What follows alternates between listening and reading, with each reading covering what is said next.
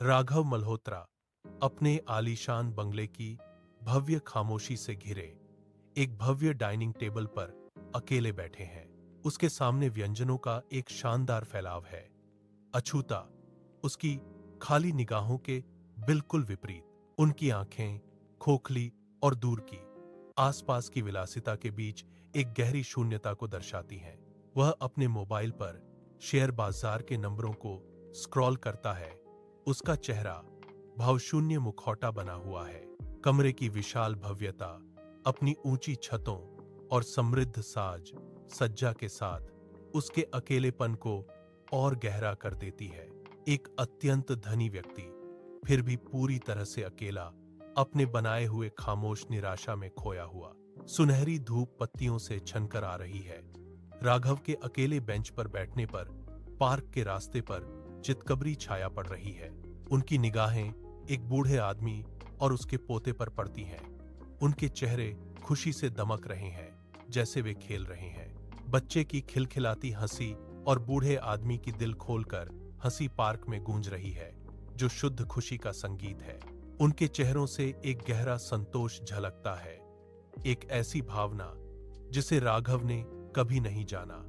फिर भी वह ध्यान से देखता है। राघव देखता है, उसकी आंखों में लालसा और जिज्ञासा का एक जटिल मिश्रण है, क्योंकि वह उनके बंधन को देखता है। शहर के पार्क में राघव एक बूढ़े आदमी के पास पहुंचता है।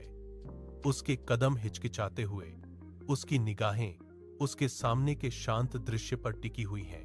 पुराने आदमी झुर्रियों वाले हाथों के साथ सावधानी से मिट्टी के छोटे घर बनाते हैं। उनका छोटा पोता उनके हर कदम की नकल करता है। राघव देखता है, उसके होंठों पर एक खामोश सवाल बनता है, जो बूढ़े आदमी के शांत व्यवहार के बिल्कुल विपरीत है। बूढ़ा आदमी ऊपर देखता है। उसकी आंखों में गहरी शांत शांति है, क्योंकि वह एक सौम्य मुस्कान देता है। राघव उसकी आवाज में आश्चर्य का पुट था। पूछता है, तुम इतने गरीब होने के बावजूद इतने खुश कैसे रह सकते हो? बूढ़े आदमी की मुस्कान गहरी हो जाती है, जो भौतिक धन से परे एक खुशी का मौन प्रमाण है। एक बूढ़ा आदमी जिसका चेहरा जीवन की यात्राओं का नक्शा था, राघव को उन आंखों से देखता है जिनमें सदियों का ज्ञान समाया हुआ है। राघव बूढ़े आदमी के गहरे शब्दों से अवाक रह जाता है। उसके भीतर समझ की एक खामोश लहर उठने लगती है।